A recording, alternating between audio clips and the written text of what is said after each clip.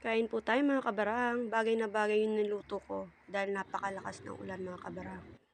Ayan yung hipon mga kabarang, napakadali niyang balatan. Yan. Kapag nagluluto kayo ng sinigang na hipon mga kabarang, mas maganda kung gisahin nyo muna. At least, lalabas talaga yung pinaka broth nung hipon natin. Hindi nyo na kailangan gumamit ng shrimp cubes mga kabarang. Ayan. At saka nawawala yung langsa ng ating hipon kapag ginigisa nyo muna. Kahit anong sinigang naman mga kabarang, nagigisa talaga ako mapababoy, mapamanok. Ayan mga kabarang, o di ba? Yung sabaw pala mga kabarang, gustong-gusto na ng mga anak ko dahil napakalasa nga.